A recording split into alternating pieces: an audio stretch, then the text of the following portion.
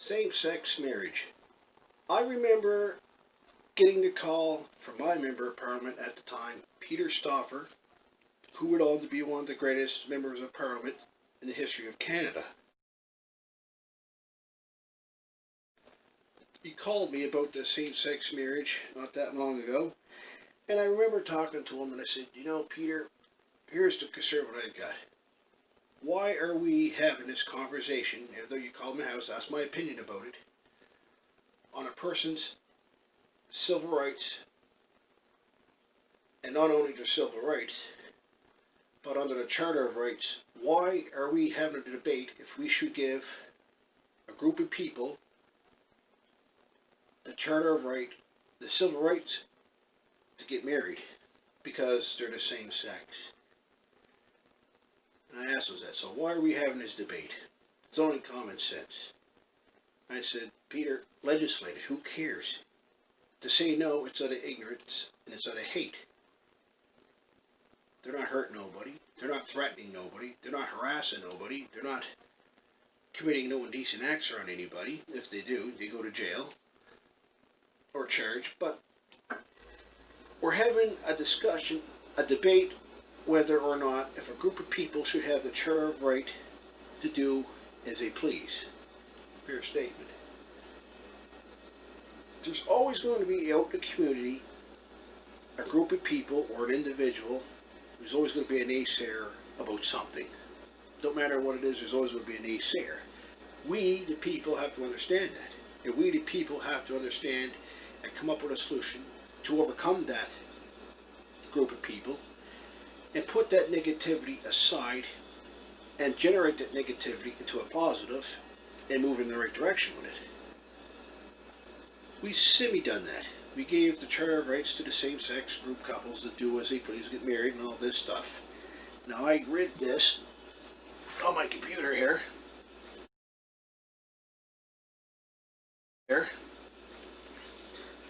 Same-sex marriage was progressively introduced in several provinces by court decisions beginning in 2003 before being legally recognized nationwide with the enhancement of the Civil Marriage Act on July 20th, 2005, and on June 10th, 2003, the Court of the Appeal for Ontario issued a decision immediately legislating same-sex marriage in Ontario, therefore being the first province where it was legal. So Ontario was the first province in Canada to legalize same-sex marriage. Now, the introduction for federal gender-natural marriage definition made by Canada, the fourth country in the world and the first country outside Europe to legally recognize same-sex marriage through its borders.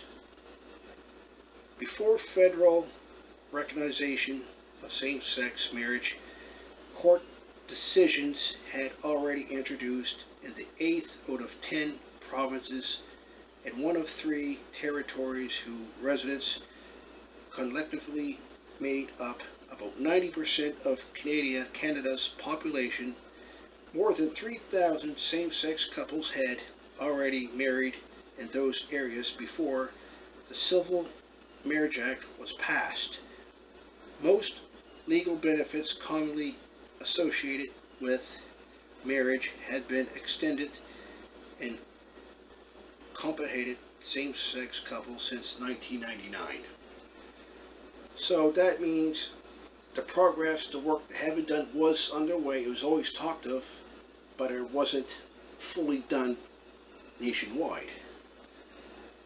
Now, when I read more about it, here it is. The Civil Marriage Act was introduced by Prime Minister Paul Martin's Liberal majority government in the House of Commons of Canada on February 1st, 2005, as Bill C-38 was passed by the House of Commons on June 28, 2005, by the Senate on July 19, 2005, and it was received royal assessment the following day. By the 2006 election, which was won by a Conservative majority government under the new Prime Minister, Stephen Harper, the House of Commons defeated the motion to reopen the matter by a vote of 175 to 123 on December 7, 2006, effectively repealing the legislation. This was the third vote supporting same-sex marriage taken by parliaments under the Prime Minister in 3 different years, as shown below. So, even in the Parliament Hill, House of Commons, they always agreed and disagreed at the same time, even though the Charter of Rights was questioned. But yet, like I said, there's always been a naysayer about something out in the community, even though that we may not agree to it, even though that it's in violation of a person's Charter of Rights and all and so forth.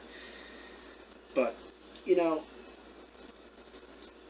now here it also says same-sex marriage was originally recognized by the law as a result of cases which the courts in 8 of 10 of Canada's provinces in one of its 3 territories ruled existing bans on same-sex marriage unconstitutional, which it was unconstitutional. Therefore, many same-sex couples obtained marriage license in those provinces. Like opposite-sex couples, they did not need to be a resident of any of those provinces to marry there. So, the work was underway long before Peter Stoffer called myself and he asked me my opinion about the same-sex marriage before they brought it into effect.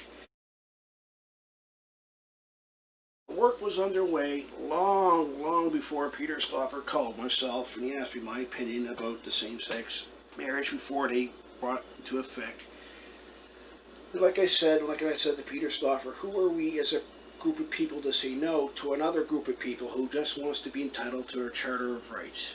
Pretty fair statement. But like I said, with my involvement in politics, like I said many times, since 2003, and up before that, I should say, Liberal MLA Keith COLWELL.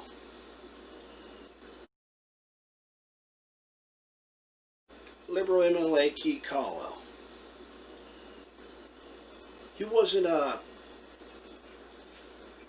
what you could say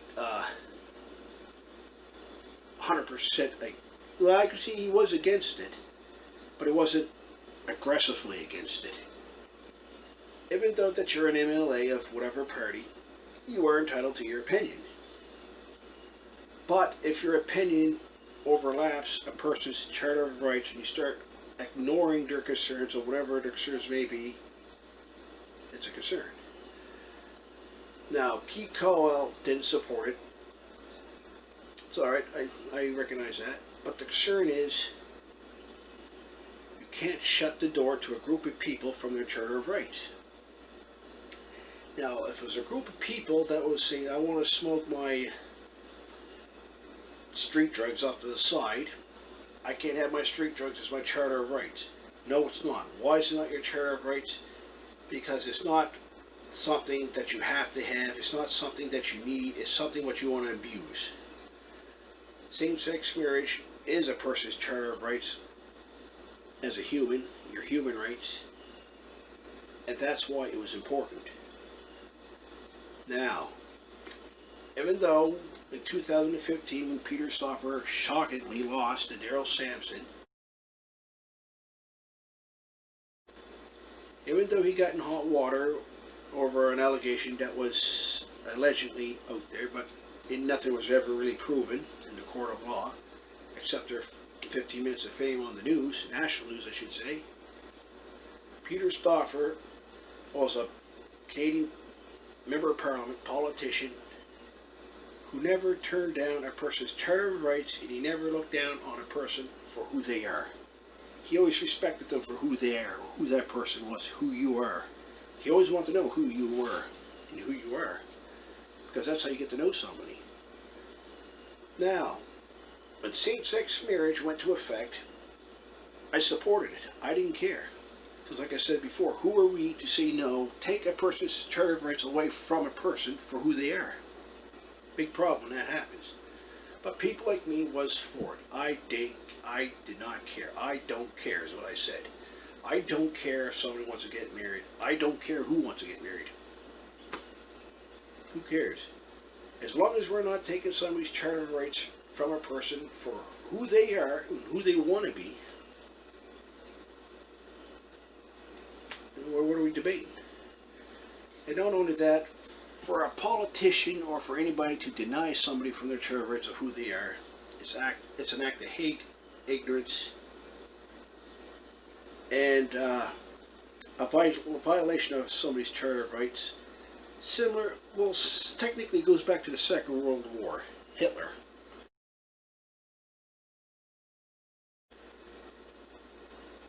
He would deprive somebody for who they are. You're different, report to the gas chamber. We got rid of that years ago. But yet, even though that kind of hate back in the Second World War was present, it was still present in our time, and it still is today in 2020. So, as a people, like myself, when Peter Stoffer came to me and asked me my opinion about the same-sex marriage, in my mind, I was thinking about a person's charter of rights of who they are. So if there's anybody out there who's in the same-sex community, marriage, the LBG community, whatever you want to call it, I was one of the people who supported it. I recognized your charter of rights of who you are, even though I may not have ever met you. But the reason why I told Peter Stoffer to support that was because we're in a country of Canada that is freedom for all, not for some, for all. Even though that there's politicians that don't see a person's charter of rights for all, but only for some. But I'm a person that supports the charter of rights for all, not for a little bit of people, but for everybody. And I want people to be who they are, without hiding who they are. And that is what gay couples had to do before same-sex marriage came into effect. Cover up, hide who they are, don't be who you are. And that's the way it was. Back in the 1980s, the 1990s, people who were gay, or whatever, were often denied justice. The courts would throw out their case because, let's say, so-and-so hit somebody because they were gay. The court would throw it out. No, you're not, you're gay, go away. That's was one of the barriers that they had to come over, to prevail over. And they did that. How did they prevail over that? They stuck together. They joined together. And when you join together as one, what's wrong with this movement? You can't come apart. Because why? Because they're joined together. But if they didn't stick together, it would have broke up. It's like a group of people. If you stick together, nobody's ever going to defeat you. But if you go your own separate ways and battle a problem on your own, you're not so strong. And that is why, like I said, same-sex marriage was successful. People like myself who recognize a person's charter of rights. Now, when I mentioned COLWELL in the past, in his Liberal constituency office in East Preston, Peter Stoffer had a paper why he supported same-sex marriage. COLWELL, I showed it to him. COLWELL grabs it, plastered it all over East Preston. This is what Peter Stoffer got to say. He literally manipulated people out in the East Preston community to not support this movement. Now, you know what's wrong with there? Here's what's wrong with that story right there. As an MLA, it's okay to have your opinion on it. But don't go out in the community and virtually manipulate the entire community on your opinion how you think things should be. Things should be the way how we want it to be. We, the people of the community, elect these politicians for the better of our community to overcome obstacles like hate, racial hate. We want equalization and we want the best for our community. And after that, incident. It's when I gave Key called that paper on Peter Stoffer as why he supports same-sex marriage. There was a constituent meeting in his office, Key Call's office in East Preston. The Liberal leader came out and attended it, Francis McKenzie. So COLWELL never doing her thing, same-sex marriage topic came up. Francis McKenzie gets up. He says, "Leave our churches alone." Now, before he said leave our churches alone, Francis McKenzie was respectful of the same-sex marriage and the equal rights to gay couples. But where he got up and said leave our churches alone, that's a concern. Now, Keith COLWELL, Francis McKenzie, all you political people that are watching, listen to me. The churches is constructed based upon religion. Religion was man-made, not by God, not by Christ, but by mankind. Us, we the people, created a thing called religion, because in the heyday when mankind first started, we were savages. So when we were savages, the law enforcement back in the heyday could not control those group of people because there's too many of them, of us. So they come up with an illusion called religion. Religion is man-made to manipulate the mind, to look forward to something in the future that is supposedly be positive. God, Christ, does not deny people because who they are. He respects everybody. Don't matter what you believe in. When you die, we all go to one place at the end, heaven. Even the bad guys, they go to heaven. Why does everybody go to heaven? There's a reason why people commit crimes. There's a reason why people do drugs. The majority of the time it's mental illnesses, unable to work for physical or mental health disabilities, whatever reason it is.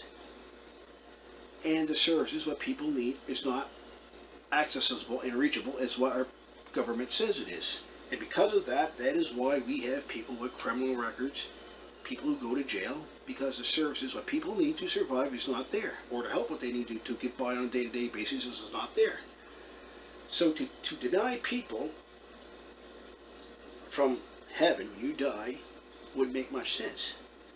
You deny people who are literally just born evil. Even Hitler had his good points. And technically, when you look at today's society, it's not much different from the 1960s.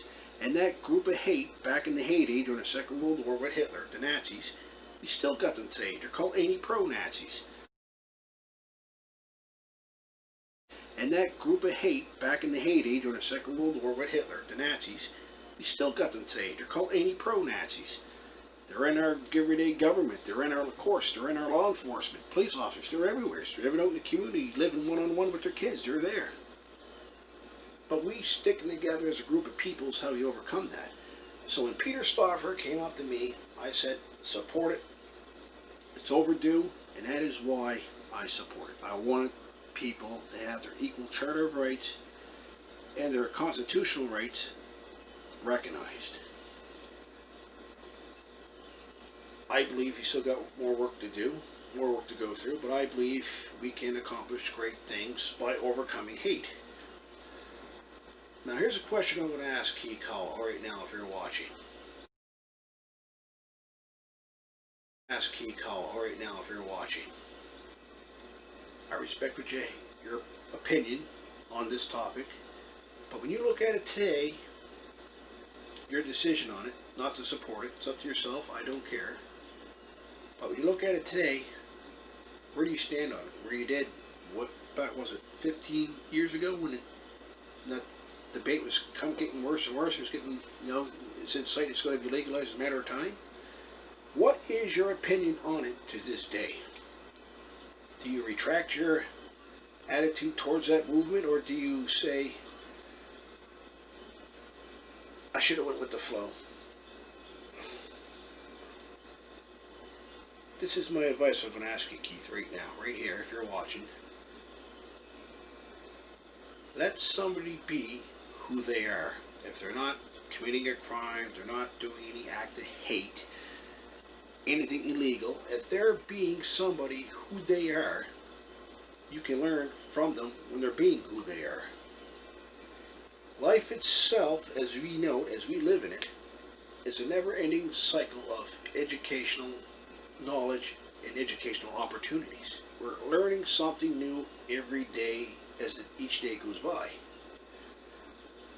When I supported same-sex marriage, I met some of them, good people, but they actually thanked me for telling Peter Stoffer to support this legislation in the House of Commons, Parliament Hill.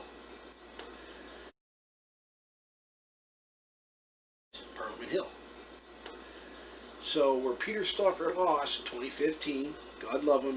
Now, if you're a political official, you only can win so many times. You're not there forever. It's not a guaranteed job. You're here today and you could be gone tomorrow because you're hired by the group of the people who vote to have you there. You're only there for so long, and good or not, you get replaced. So people like myself is who support that movement, voice my concerns with Peter Stoffer, and that's why it was granted. But anyways, my name's Adam Conrod, and I had supported the same-sex marriage for you, the people at home, who want to be who you are, and because of people like myself and Peter Stoffer, who I call the great Peter Stoffer, think the world of him, wherever you're at, Peter, God love you. We did this for you who wanted your equal charter of rights, your civil rights to be recognized and respected.